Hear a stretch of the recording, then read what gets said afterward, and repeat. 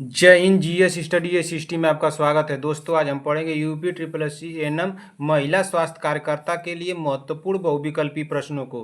और महिला स्वास्थ्य कार्यकर्ता की हमारी 32वीं क्लास है, जिसमें कि सारे क्वेश्चन हमारे कैसे होंगे, बहुविकल्पी होंगे। तो दोस्तों, आप लोग क्लास में बने रहिए और एक एक क्वेश्चन को ध्यान से सुनते चलिए, देखते चलिए। और जिस भी क्वेश्चन का आंसर आ रहा है तुरंत कमेंट बॉक्स में हमको बताते भी चलिए। लास्ट में अपना स्कोर हमको जरूर बताइएगा कि आप लोगों का स्कोर कितना गया है। और जो भी भाई, जो भी बहनें हमारे चैनल पर अगर पहली बार आई हैं तो चैनल को ईमानदारी से सब्सक्राइब कर लीजिए। जब तक कि आप लोगों का एग्जाम नहीं हो जाता है तब तक के लिए सब्सक्राइब कर लीजिए। जैसे एग्जाम हो जाएगा कि अनसब्सक्राइब मार दीजिएगा, कोई दिक्कत नहीं। मैं सब्सक्राइब करने के लिए इसलिए बोलता हूँ कि आप लोगों का जो जब भी मैं क्लास लूँ आप लोगों को तुरंत उसका नोटिफिकेशन चला जाए, आप लोग तुरंत उस क्लास को देख लें। इस पे क्लास आप लोगों को सुबह में मिलेगी 7 बजे ना। सुबह आप लोगों को 7 बजे क्लास मिलेगी और शाम को भी कितने बजे मिलेगी? 7 बजे, ठीक ना। 7 बजे आपको इस चैनल पर आप लोगों को दो क्लासें मिलेगी। चलिए, अब देर न करते हुए आज की मोटिवेशन के साथ इस क्लास को हम लोग शुरू करेंगे। देखते हैं कि आज का मोटिवेशन हमारा क्या है। खुद की तरक्की में इतना वक्त लगा दो कि दूसरों की बुराई करने का वक्त न मिले। खुद की तरक्की में इतना वक्त लगा दो कि दूसरों की बुराई करने का वक्त न मिले। तो चलिए, देर न करते हुए आज की क्लास को हम लोग शुरू करते हैं और देखते हैं कि हमारा पहला क्वेश्चन क्या दिया है। तो हमारा पहला क्वेश्चन दिया है, पढ़िए क्वेश्चन नंबर 1। क्वेश्चन नंबर 1 पढ़िए क्या दिया है। क्वेश्चन नंबर 1 हमारा दिया है कि फाइलोपियन ट्यूब के संक्रमण को क्या कहते हैं? फाइलोपियन ट्यूब के संक्रमण को क्या कहते हैं? तो क्या कहते हैं? क्या ओपेडिसाइट्स कहते हैं, या बार्थोलिनिटिस कहते हैं, या एंडोमेट्राइटिस कहते हैं, या साल्पिगिटिस कहते हैं? तो क्या कहते हैं? जल्दी से बताइए, जल्दी से क्या कहते हैं? तो फैलोपियन ट्यूब के संक्रमण को हम लोग क्या कहते हैं? तो साल्पिगिटिस कहते हैं। क्या कहते हैं? साल्पिगिटिस कहते हैं। इसलिए हमारा राइट आंसर होगा ऑप्शन नंबर डी। क्या होगा? Option number D. ठीक, इसी तरह से अगला क्वेश्चन देखेंगे कि अगला क्वेश्चन क्या दिया है। Question number 2। क्वेश्चन नंबर 2 पढ़िए क्या दिया है। मासिक धर्म का अस्थायी रूप से बंद हो जाना कहलाता है। मासिक धर्म का अस्थायी रूप से बंद हो जाना कहलाता है। तो क्या कहलाता है? रजोदर्शन कहलाता है, या रजनोवृत्ति कहलाता है, या कष्टार्तव कहलाता है, या रजोरोधक कहलाता है? तुम्हारा राइट आंसर क्या हो जाएगा? तो मासिक धर्म की अस्थायी रूप से बंद हो जाना कहलाता है रजोरोध कहलाता है। क्या कहलाता है? रजोरोध। इसलिए हमारा राइट आंसर होगा ऑप्शन नंबर डी। ठीक, इसी तरह से अगला क्वेश्चन देखेंगे कि अगला क्वेश्चन क्या दिया है। Question number 3। क्वेश्चन नंबर 3 पर ये क्या दिया है। निम्न में से कौन सी इंट्रा परसेंट दवा नहीं है ना। तो हमारा राइट आंसर क्या हो जाएगा? निम्न में से कौन सी इंट्रा डिप्रेशेंट ना दवा नहीं है। तो इंट्रा डिप्रेशेंट दवा कौन सी इसमें से नहीं है? क्या सोडियम वेलफेट है, या क्लोरोप्रीमियम है, क्या लिखा है, क्लोमीप्राइमिन ना, क्लोमीप्राइमिन है, या क्लोफोक्स्टिन है, या सेट्रालिन है? तो क्या हो जाएगा? निम्न में से कौन सी इंट्रा डिप्रेसेंट दवा नहीं है? तो इंट्रा डिप्रेसेंट दवा कौन सी नहीं है? सोडियम वोल्फेट है नहीं है, कि क्लोमीप्राइमिन नहीं है, क्या फ्लोक्सेटिन नहीं है, या सेट्रालिन नहीं है? तो कौन सा है? और राइट आंसर क्या हो जाएगा तीसरा हमें का? तो तीसरे का हमारा राइट आंसर हो जाएगा ऑप्शन नंबर क्या होगा? ऑप्शन नंबर ए होगा ना। ऑप्शन नंबर सोडियम वेलफोएट नहीं है ना। हमारा राइट आंसर होगा ऑप्शन नंबर ए। ठीक, इसी तरह से अगला क्वेश्चन देखेंगे कि अगला क्वेश्चन क्या दिया है। Question number 4। क्वेश्चन नंबर 4 पढ़िए क्या दिया है। द्वितीयक स्वास्थ्य देखभाल ढांचे में कौन कौन से स्वास्थ्य संस्थान आते हैं? द्वितीयक स्वास्थ्य देखभाल ढांचे में कौन कौन से स्वास्थ्य संस्थान आते हैं? क्या उप स्वास्थ्य केंद्र एवं प्राथमिक स्वास्थ्य केंद्र, या सामुदायिक स्वास्थ्य केंद्र एवं जिला चिकित्सालय, या प्राइवेट अस्पताल, या मेडिकल कॉलेज? तो हमारा राइट आंसर क्या हो जाएगा? तो द्वितीयक ना, द्वितीयक स्वास्थ्य केंद्र देखभाल ढांचे में क्या आते हैं? तो क्या आते हैं? तो हमारा राइट आंसर क्या हो जाएगा चौथे का? तो हमारा राइट आंसर बी हो जाएगा ना। ऑप्शन नंबर बी सही होगा। क्या होगा? Option number B. द्वितीयक पूछ रहा है ना, तो द्वितीयक में यही आते हैं, सामुदायिक स्वास्थ्य केंद्र एवं जिला चिकित्सालय। इसलिए हमारा राइट आंसर क्या हो जाएगा चौथे का? Option number B. ठीक, इसी तरह से अगला क्वेश्चन देखेंगे कि अगला क्वेश्चन क्या दिया है। Question number 5। क्वेश्चन नंबर 5 पढ़िए क्या दिया है। क्वेश्चन नंबर 5 हमारा दिया है कि ओसिएडर ना, ओसिएडर चीन गर्भाशय का प्राथमिक चिन्ह है। ओसिएडर चीन गर्भावस्था का प्राथमिक चिन्ह है, जिसमें पार्श्व योनि में स्पंदन महसूस किए जा सकते हैं। यह कौन सा सप्ताह में प्रकट होता है? ओसिएडर चिन्ह गर्भावस्था का प्राथमिक चिन्ह है जिसमें पार्श्वयोनि में स्पंदन महसूस किए जा सकते हैं। यह कौन सा सप्ताह में प्रकट होता है? क्या 6वें सप्ताह में, 8वें सप्ताह में, 9वें सप्ताह में, 10वें सप्ताह में? तो हमारा राइट आंसर क्या हो जाएगा? तो हमारा राइट आंसर हो जाएगा, तो 8वें सप्ताह में ना महसूस किए जाते हैं। तो हमारा राइट आंसर क्या हो जाएगा? ऑप्शन नंबर बी होगा। क्या होगा? Option number B. ठीक इसी तरह से अगला क्वेश्चन देखेंगे कि अगला क्वेश्चन क्या दिया। क्वेश्चन नंबर 6, क्वेश्चन नंबर 6 पढ़िए क्या दिया है। वीरिकोस सीरा ना, वीरिकोस सीरा यानी वीरिकोस वेन के बचाव हेतु, वीरिकोस सीरा यानी वीरिकोस वेन के बचाव हेतु क्या करना चाहिए ना? क्या व्यक्ति को अधिक समय तक खड़ा नहीं रहना चाहिए? क्या व्यक्ति को अधिक समय तक खड़ा नहीं रहना चाहिए? हाँ बिल्कुल सही है। वजन अधिक नहीं होना चाहिए, बिल्कुल सही है। चोट से बचाव करना चाहिए, ये भी बिल्कुल सही है। तो हमारा राइट आंसर क्या है? जब तीनों सही हो रहा है तो इसलिए उपरोक्त हमारा सही हो जाएगा, ऑप्शन नंबर डी। तो 6वें का हमारा राइट आंसर क्या होगा? Option number D. ठीक इसी तरह से अगला क्वेश्चन देखेंगे कि अगला क्वेश्चन क्या दिया। क्वेश्चन नंबर 7, प्रसव के कितने देर बाद प्लेसेंटा बाहर आता है? प्रसव के कितने देर बाद प्लेसेंटा बाहर आता है? क्या 5 से 10 मिनट बाद, या 70 से 80 मिनट बाद? ये तो बिल्कुल नहीं होगा।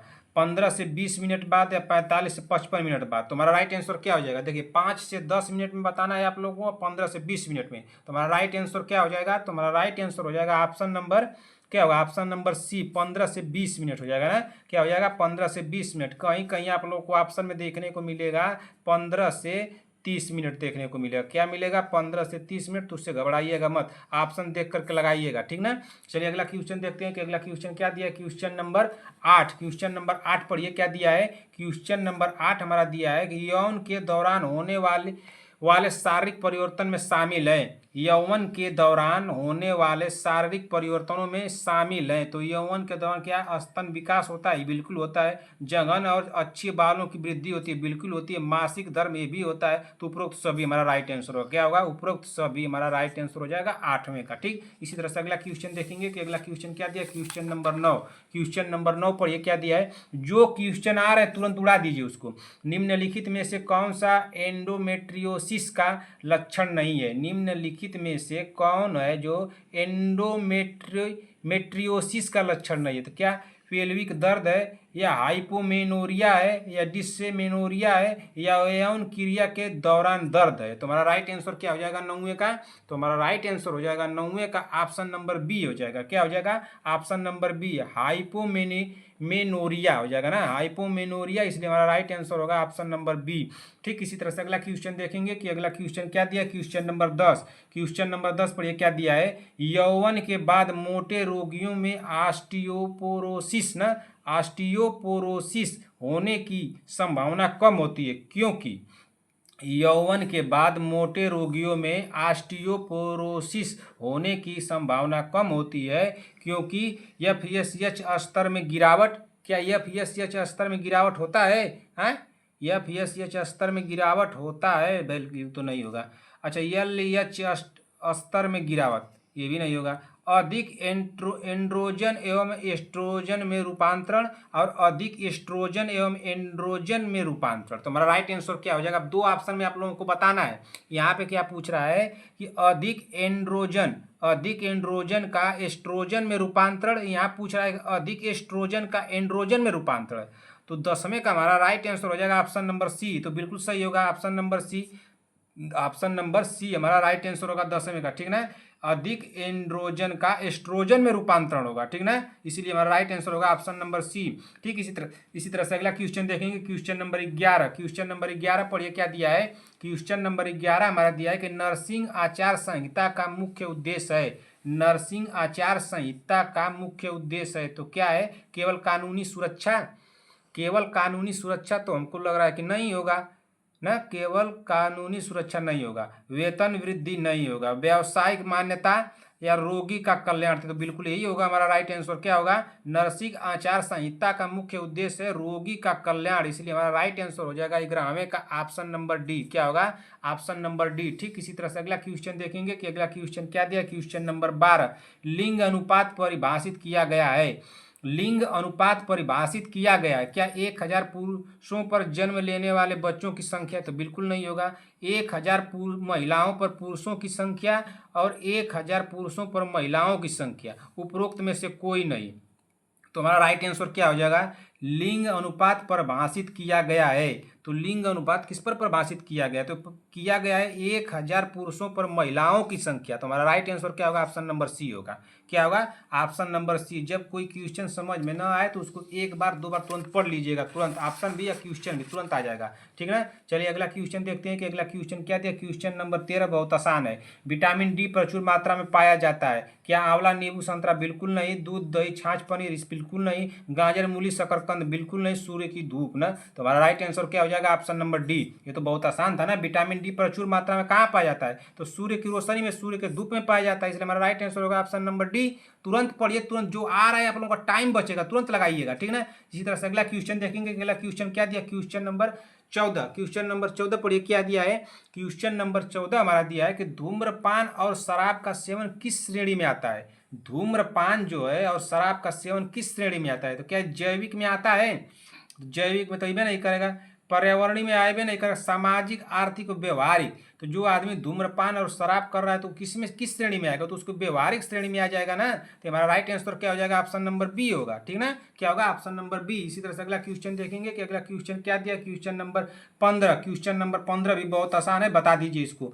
ओपीवी वैक्सीन कितने तापमान पर रखा जाता है। ओपीवी वैक्सीन कितने तापमान पर रखा जाता है, तो कितने तापमान पर रखा जाता है। ऑप्शन दिया 30 सेंटीग्रेड, ऑप्शन बी दिया है कि +20 डिग्री सेंटीग्रेड, ऑप्शन सी दिया है -20 डिग्री सेंटीग्रेड, ऑप्शन डी दिया है 2 से 8 डिग्री सेंटीग्रेड। तो इसमें हमारा राइट आंसर क्या होगा, कमेंट करके आप लोग बता दीजिएगा, हमको कमेंट करके बता दीजिएगा तुरंत। नहीं तो कहिए तो मैं तुरंत बता दूं, इसको तुरंत बता दूंगा, लेकिन आप लोग बताइए हमको। इस क्लास, इस क्वेश्चन को मैं पढ़ाया हूं इसलिए पूछ रहा हूं, बताइए। इस क्वेश्चन को कमेंट करके हमको बताइएगा। इसी के साथ, इसी क्वेश्चन के साथ इस क्लास को हम लोग समाप्त करते हैं। क्लास आप लोगों को कैसी लगी, अगर क्लास आप लोगों को अच्छी लगी हो तो एक लाइक जरूर कीजिएगा अपने तरफ से। जो भी बहनें हमारे चैनल पर अगर पहली बार आई हैं तो चैनल को ईमानदारी से सब्सक्राइब कर लीजिएगा, जब तक कि आप लोगों का एग्जाम नहीं होता तब तक के लिए। 15 क्वेश्चन कराएं, 15 क्वेश्चन में आप लोग कमेंट करके बताइएगा सर 15 में हमारे 14 सही हुए हैं, 13 सही हुए हैं, 8 सही हुए हैं, 10 सही हुए हैं। इस तरह से बताइएगा कि 15 में हमारे 5 सही हुए हैं, 15 में 15 सही हुए हैं, 15 में 2 ही सही हुए हैं। आप लोग जरूर बताइएगा सर हमारे इतने सही हुए हैं। इससे मैं अनुमान लगाऊंगा कि आप लोगों को किस तरह के क्वेश्चन आ रहे हैं और किस तरह क्वेश्चन नहीं आ रहे हैं। एग्जामिनर घुमा देगा तो आप लोग क्या करेंगी। ठीक है ना, तो आपको कमेंट करके बताइए, मैं रिक्वेस्ट कर रहा हूँ आप लोगों से बार बार कि बताइए। ठीक ना, तो अब इसी के साथ क्लास को समाप्त करते हैं। क्लास कैसी रही कमेंट बॉक्स में अपना प्यार देना मत भूलिएगा। मिलते हैं ऐसी क्लास के साथ, तब तक के लिए जय हिंद, जय भारत।